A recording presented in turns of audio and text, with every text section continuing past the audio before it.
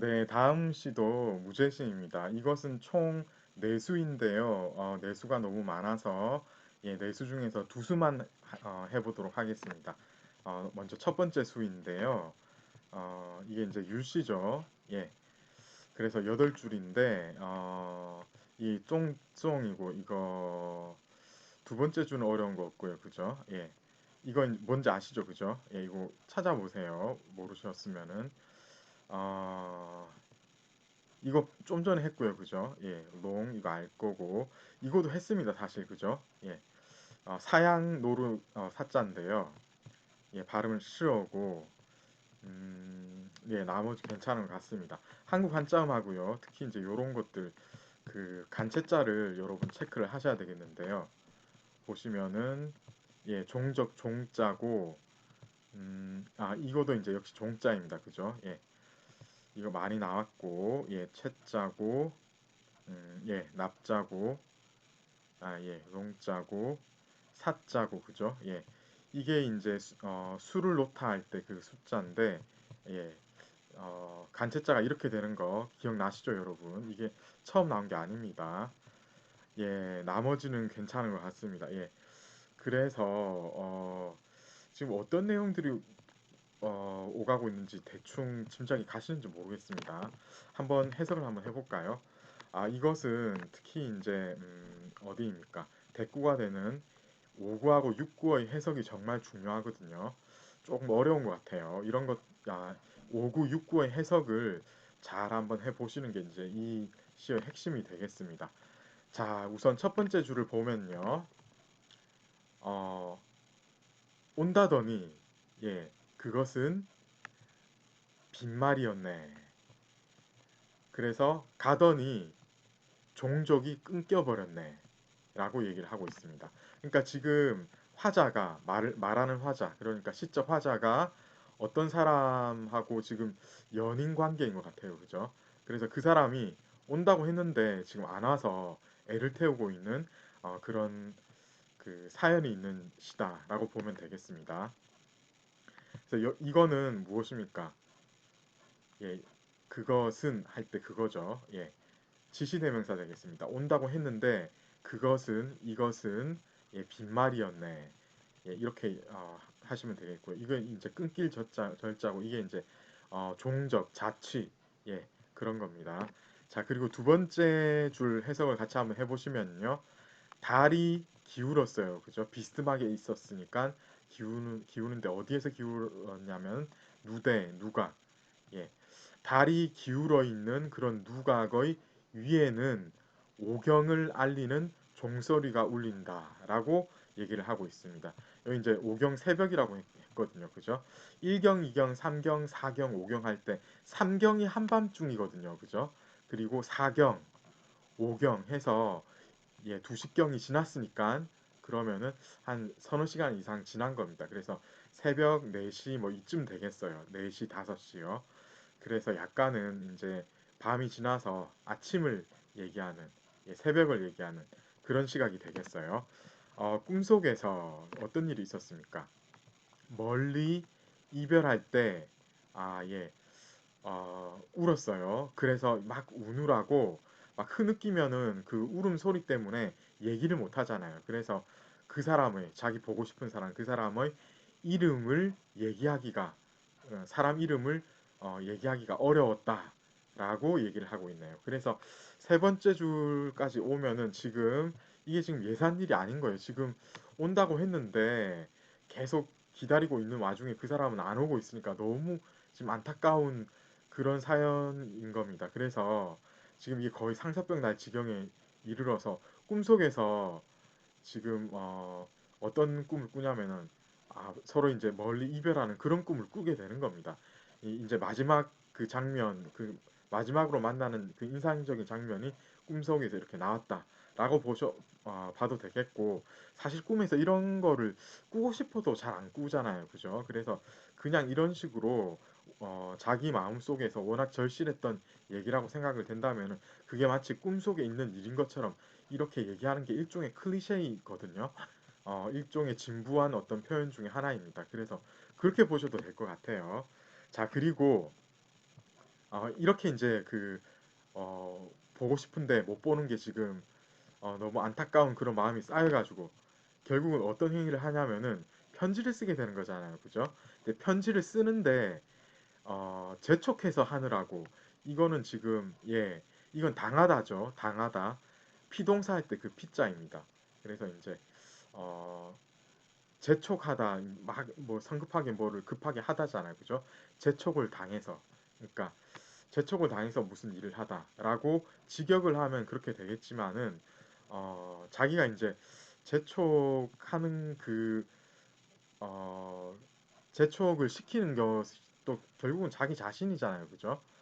그렇기 때문에 사실 이게 약간은 좀 애매하긴 한데 그런데 이제 이때 사람들이 이런 식으로 어떤 일 때문에 자기가 이제 서둘러서 일을 하게 되는 그런 경우가 생긴다라고 생각을 했기 때문에 이런 식으로 표현을 많이 쓰긴 썼습니다. 그래서 막 어떤 일 때문에 지금 뭡니까? 자기 보고 싶어 하는 사람이 지금 안 오니까 너무 궁금해가지고 그 사람한테 급하게 편지를 쓰고 있는 겁니다. 급하게 편지 쓰느라고 어떤 일이 있었냐면은 이거는 이루다인데 요거는 이루지 못하다 그런 거잖아요. 그죠? 그러니까 같이 이제 써가지고는 무슨 말인가 하면은 채 이루어지지 않았다라고 얘기를 하는 겁니다. 그러니까 먹의 농담 그러니까 먹의 농도가 채 짙어지기 전에 급하게 이제 글을 쓴 겁니다. 이건 여러분 어떤 상황인지 짐작하시겠죠? 먹을 갈아야 되잖아요. 일단 이제 물을 벼 위에 따르고 거기다 이제 먹을 가는데 너무 마음이 급하니까 먹을 충분히 갈아야지 이제 색이 제대로 나올 건데 그게 아니고 아직 연한 상태인데도 마음이 급해서 그죠? 편지를 쓰고 있는 이런 과정이다라고 보시면 되겠고요. 자, 이제 문제의 5구하고 6구가 나왔습니다. 이게 과연 어떤 뜻일까요? 해석을 좀 잘 하셔야 되겠는데요. 음, 자, 이제 우선 제가 여기 나온 이 해석이 100% 정확하다고 볼 수 없습니다. 저는 그냥 이제 되는 대로 가져온 거예요. 그리고 여러분하고 한번 같이 해보자 하는 생각에서 이렇게 왔는데 이게 약간 복잡합니다. 일단 힌트는 이 두 줄이 대꾸라는 거죠. 율시니까. 그죠? 요게 대꾸였죠. 자, 이것도 대꾸입니다. 그래서 보면 나비라고 했으니까 이게 이제 무엇입니까? 촛불이라고 보면 된다고 했죠. 자, 이건 뭡니까? 사양나루, 사양노루의 향이라고 하면 되겠죠. 사향 이렇게 보면 되겠고 이게 뭡니까? 이게 동사죠. 이 전체의 동사라고 보셔야 되겠어요. 그리고 이것도 마찬가지로 전체의 그러면 동사라고 봐야 되는 거거든요.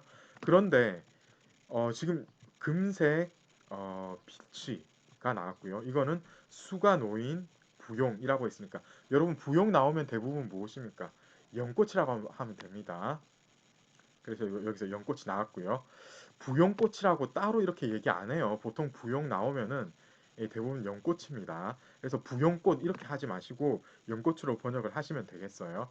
자, 그래서 이 위에 있는 금색 비치새 그리고 밑에 있는 자수가 놓여진 그러니까 연꽃 이게 과연 무엇입니까?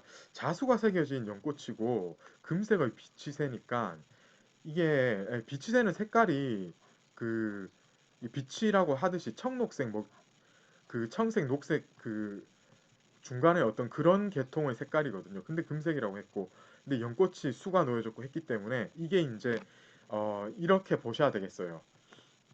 두 개가 다르겠지만은 하나를 정해야 되겠습니다. 예를 들어 이게 이불이면 제가 이제 이불 가져왔죠. 이것은 무슨 커튼 같은 거 여기는 휘장 휘장 이렇게 하시면 되겠어요. 자수를 놓는 거는 이불 아니면 휘장이잖아요. 그죠? 커튼 같은 거요.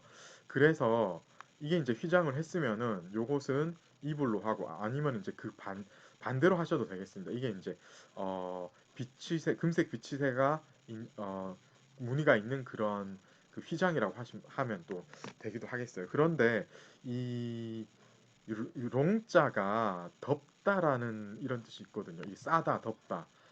그렇기 때문에 이것을 이불이라고 하는 게 좋겠습니다. 이게 맞겠습니다. 이제 이불이라고 하고 따라서 이것은 이제 대꾸가 되기 때문에 이불이라기보다는 이것은 예, 휘장이라고 하는 게 좋을 것 같습니다. 자, 그런 식으로 이제 이 금색, 비치색, 그리고 자수가 놓인 이 연꽃, 요 부분은 해결이 되었거든요. 그럼 이게 또 무엇인지를 봐야 되겠는데, 여기서 제가 잠깐은 힌트를 드렸어요. 반쯤 덮이다 라고 얘기를 했죠. 그렇다면 이것은 무엇입니까? 살짝이잖아요. 이거는, 예, 그죠? 약한 정도로. 이거는 넘다입니다. 넘을 도자예요. 그러니까 살짝 넘어왔다. 요거는 반쯤 덮였다. 이렇게, 예, 해야 되겠죠. 그러면은 전체적으로 또 이것을 이, 이 부분, 이 부분, 이 부분, 이 총 세 부분을 어떻게 연결하면서 해석을 해야 되겠느냐는 건데요. 이게 지금 촛불이 비추는 행위를 얘기를 하고 있어요. 어디를 비추냐면은 이 부분이겠습니다. 그죠? 예. 그래서 음, 어떤 식으로 해석을 해야 되겠습니까? 이 부분이 이제 금색 비치색 아 금색 비치색 무늬가 있는 이불이잖아요. 그죠? 그래서 어, 반쯤 덮인 금색 비치색 무늬가 있는 이불을 촛불이 비추고 이렇게 해야 되겠어요. 그죠? 그리고 이거는 무엇입니까? 예. 살짝 넘어온 그죠? 살짝 넘어온 자수가 놓인 연꽃 무늬의 그런 휘장을 이 사양이 이제 훈증을 하고 예, 그렇게 해석을 하면 되겠습니다. 그래서 전체적으로 다시 한번 해석을 할게요. 이거는 무엇인가 하면 다시 한번 보자면은 금색 비치새가 무늬가 있는 그런 이불이 반쯤 덮여 있는데 그것을 촛불이 비추고 있다라고 해야 되겠고요. 이것은 다시 한번 예, 수가 놓여 있는 그러니까 연꽃무늬 수가 놓여져 있는 휘장이 예, 살짝 넘어와 있는데 그것을 예, 사양 노루 그러니까 이제 이 사양 가루로 그것을 훈증을 한다라고 보면 되겠습니다. 그래서 전체적으로 보면은 이게 이제 어떤 규방의 모습이라고 보면 되겠어요. 지금 님을 기다리고 있는 겁니다. 그래서 지금 이게 보면은 그 이 화자가 여인으로 봐야 되겠습니다. 그러니까 남자가 어디 멀리 떠나서 온다고 했는데 안 오고 그런데 지금 기다리다가 밤새 기다려버린 거예요. 그래서 꿈속에서조차 이제 비몽사몽간에 꿈도 꾸잖아요. 기다리다가 꿈속에서조차 그 사람 이름을 우느라고 부르지도 못하는 안타까운 일이 이렇게 계속되니까 급히 서둘러서 편지를 쓰는데 너무 급하게 하느라고 편지 쓰려면은 먹이 제대로 갈려야 되는데 그것조차 되지 않은 상태에서 예 먹을 연한 그런 농도의 먹물을 그대로 써가지고 편지를 쓰고 있고요. 그리고 이제 뭐냐면은 어떤 공간인가 하면은 지금 보면은 어, 이런 거예요. 그죠? 예, 비치색 무늬가 있는 금색 비치색 무늬가 있는 이불이 반쯤 이제 덮여 있는 거예요. 그리고 이제 거기를 예, 어, 어, 예, 그 촛불이 이제 비추고 있는 거고요. 그리고 지금 이 사양 가루가 타고 있어요. 사양 가루를 태워가지고 이제 향을 입히는 거거든요. 그런데 어디에 이제 향을 입히고 있냐면은 연꽃 무늬 자수가 이제 놓여 있는 그런 휘장이 살짝 이제 바람 불면서 이제 살짝 넘어오고 이런 모양이잖아요. 그죠? 그게 살짝 넘어와 있는데 그게 이제 사양 가루가 이제 타면서 그 부분을 이렇게 예, 훈향을 하고 있다. 예, 향을 입히고 있다. 이런 규방의 어떤 모습을 이렇게 묘사를 했다라고 보시면 되겠습니다. 여러분 굉장히 어려웠는데 잘 하신 것 같아요. 자, 그리고 이 부분 볼까요? 뭐라고 얘기하고 있습니까? 유랑이라고 있습니까? 유시성을 가진 어떤 남자가 이미 복례산이 멀다고 한탄을 했었는데 복례산은 사실 1만 배는 더 멀리 있다네라고 끝내고 있습니다. 그래서 지금 보면은 이게 또 약간 그 전체적으로 이 맥락이 다 있는 거거든요. 유랑이라고 한 이거는 유신이라는 사람인데요. 완조하고 더불어서 한나라 때 그 어떤 산에 천태산이라고 하거든요. 천태산에 놀러 갔다가 선녀를 만나서 15일을 같이 이제 지내다가 자기 집으로 왔더니 인간 세상은 벌써 몇백 년이 지나서 왔더니 아무도 자기 아는 사람이 없고 자기 집에는 자기 칠대조 후손이 살고 있었다. 그런 얘기가 이제 전설처럼 전해지고 있는 거거든요. 그러면서 이제 유신이 얘기를 하기로 복례산 멀다고 이제 당연히 멀죠. 그래서 그 왔다 갔다 하는 그 15일 그게 이제 성계의 기준으로 15일이었는데 어, 왔다 갔다 했더니 벌써 이제 몇백 년이 흘렀을 정도로 지금 멀다 이런 식으로 이제 한탄을 하고 있는데 실제로는 복례산이란 거는 너무나 그 만 배 이상 멀다 이렇게 그 어떤 그 시간 감각, 공간 감각을 같이 덧붙여서 얘기를 하고 있는 것이고요. 님이 안 하고 있으니까 이런 식으로 지금 얘기를 하고 있다라고 보시면 되겠습니다. 자, 이렇게 해서 무죄사수 중에서 첫 번째 수를 해석을 잘 마쳤습니다. 자, 이제 두 번째 수 하셔야 되겠는데요.